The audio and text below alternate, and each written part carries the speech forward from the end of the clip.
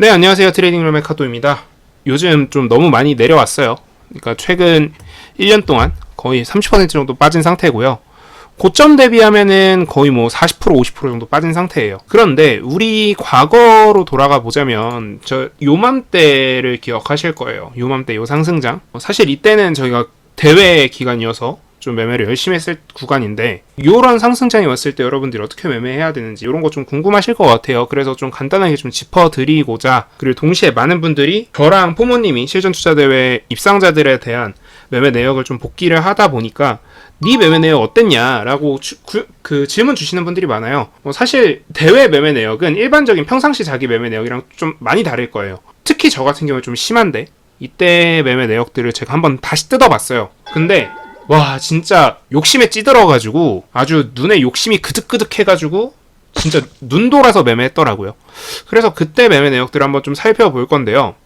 그래서 그때 제 전체 손익 내역을 보니까 그 당시에 제가 대회 기간 동안, 사실 대회 기간이 더 긴 줄 알았어요. 근데 대회 기간 동안 제가 한 4억 정도 수익을 냈었고요. 이때 이 계좌에 1억 정도 넣었었으니까 한 400% 정도 수익을 냈었던 대회 기간이더라고요. 그래서 뭐 나쁘지 않았던 것 같아요. 전체 기간 동안 손실 났던 날이 이틀 정도였고, 그리고 뭐 플러스 1000만원 번 날, 뭐 마이너스 500만원 까면서 뭐 이런 식으로 손실도 어느 정도 잘 메웠던 대회 기간이었던 것 같고요. 그래서 매매 수익 내용 현황을 한번 쫙 까보니까 진짜 매매 열심히 했더라고요. 그래서 제가 좀 특히 눈에 띄는 종목들 위주로 좀 그때 제가 왜 이렇게 매매했었는지, 그리고 지금은 왜 그 매매가 안 먹히는지 좀 간단하게 좀 얘기를 해보겠습니다. 그래서 사실 지금 아예 안 먹히는 건 아니고요. 지금도 먹히게 하려면 먹히게 할 수 있겠죠. 근데 장이 완전 다르다는 거, 이런 것 좀 설명하려고 간단하게 얘기를 해보겠습니다. 제가 좀 눈에 띄는 종목들은요, 일단 처음에 YBM넷이 좀 눈에 띄고요. 한국패키지, 사조씨푸드, 세운메디칼, 요 정도가 좀 눈에 띄고요. 그리고 다음 페이지에서는 좀 눈에 띄는 종목이 없습니다. 보락 정도 좀 눈에 띄네요. 뭐 신신제약이라던가 이런 애들도 마찬가지고요. 서린바이오도 좀 눈에 띄죠. 그리고 또 눈에 띄는 종목이 더 이상은 없네요. 이맘때쯤에 제가 제일 많이 먹었던 종목으로 아마 대한과학이 있었을 거예요. 대한과학 정도만 좀 더 보겠습니다. 그래서 제일 먼저 볼만한 종목은요, 네, 세운메디칼이에요. 세운메디칼 같은 경우에는 보시다시피 제가 바이셀이 되게 많이 찍혀있어요. 제가 한 종목 같은 경우에 매매를 할 때 좀 다른 트레이더 분들이랑 굉장히 다른 점은, 저는 같은 종목을 최대한 많이 매매를 하려고 신경을 쓰는 편이고요. 이렇게 한번 발라먹기 시작한 종목 같은 경우에는 계속 발라먹습니다. 계속 돈을 벌죠. 이런 식으로 대회 기간 내내 계속 수익을 냈었고요. 그 뒤에도 지금 이렇게 쭉 셀이 찍혀 있는데, 사실 이때 평단가가 계속 요 무렵에 있어서 거의 약간 플러스 마이너스 약간 똔똔 약간 이렇게 되는, 그러니까 이걸 계속 전량 매도하는 식이 아니라 사고 팔고 약간 이런 식으로 계속 했기 때문에 그냥 뭐 무난하게 매매했던 종목이라고 할 수 있겠습니다. 근데 자, 그럼 이 종목 이런 매매가 지금은 왜 안 먹히냐, 지금 너가 이런 매매를 하려면 왜 이게 안 통할 거라고 생각을 하느냐, 네, 뒤에 좀 더 설명을 드리겠습니다. 마찬가지로 그 당시에 제가 열심히 매매했던 종목 중에 대한과학이라는 종목이 있고요. 대한과학 같은 경우에도 보시면 제가 이 대회 기간 내내 열심히 매매했어요.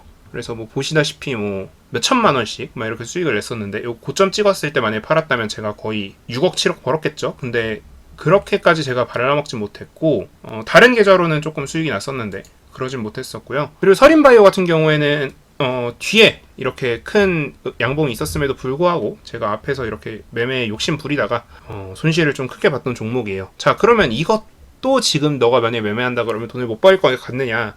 저는 지금도 사실 이렇게 매매를 하면 돈을 못 벌 거라고 생각해요. 자, 그래서 일단 그 당시 매매 내역들을 한번 제가 다 순서대로 한번 쭉 살펴보고요. 왜 그때랑 지금이랑 뭐가 다른지 좀 얘기를 해보겠습니다. 보락 같은 경우에도 200만원 정도 손실을 봤었고요.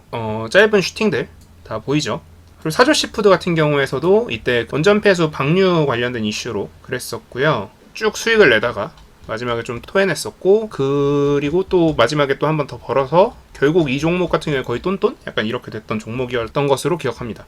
뭐 한국 패키지 같은 경우에는 그냥 무난하게 돈을 벌었었던 종목이고, 코로나 관련 이슈로 상승을 했었고, YBM넷도 같은 이슈로 상승했던 것으로 저는 기억을 합니다. 자, 그래서 이렇게 매매 내역들이 있었고, 그러면 과거장이랑 지금이랑 가장 큰 차이가 뭐냐. 그래서 과거에는 벌 수 있었는데 지금은 이런 매매로 돈을 못 번다. 그러면 지금은 어떻게 매매해야 되느냐, 요 얘기를 좀 해보려고 해요. 자, 과거는요, 이때는 상승장이었어요. 그리고 이때는 특정 테마가, 예를 들어 A 테마가 상승을 하면요, B 테마가 상승을 하는 게 아니라 A 테마에 A 프라임 테마가 따라갔어요. 그리고 A2 프라임 테마가 따라갔고요. 이런 식으로 무난한 상승을 계속 만들어줬던 장이에요. 자, 그럼 지금은 어떤가요? 지금은 하락장이에요. A 테마가 가면요, A 테마가 바로 꼬꾸라지고요, B 테마가 따라갑니다. B 테마가 가고 B 테마가 꼬꾸라지고요, C 테마가 갑니다. 그래서요, 예전에는 이런 식으로 교체 매매가 먹혔어요. 그럼 요즘은 어때요?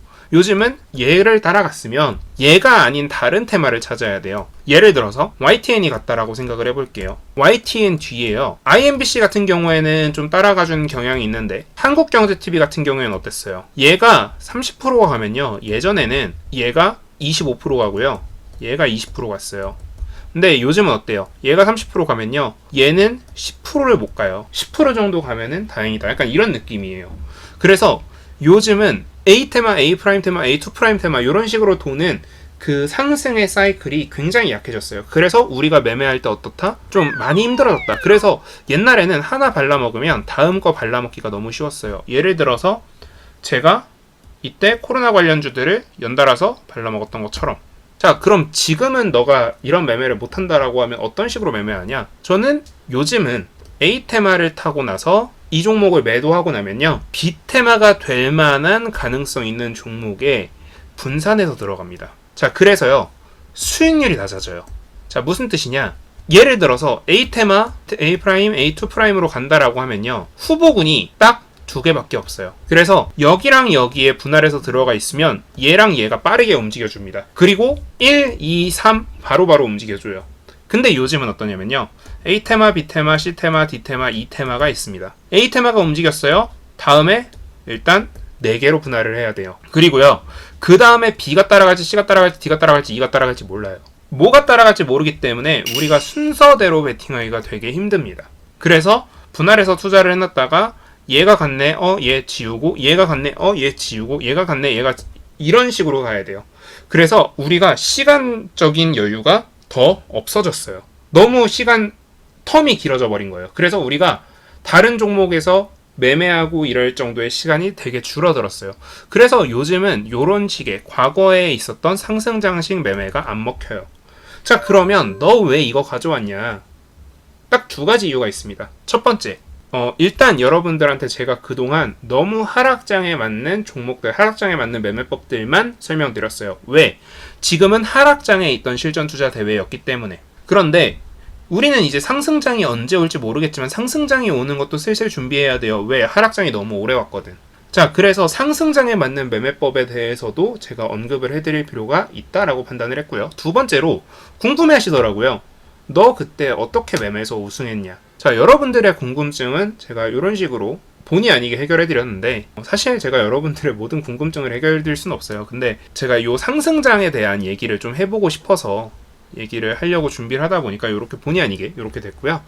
그래서 다음 상승장이 오면은 여러분들은 지금처럼 매매 방법이 아니라 이런 식으로 A 테마, A 프라임 테마, A2 프라임 테마 이런 식으로 돌아다니는 매매를 통해서 여러분들이 수익을 내시면 좀 많이 돈을 버실 수 있을 거예요.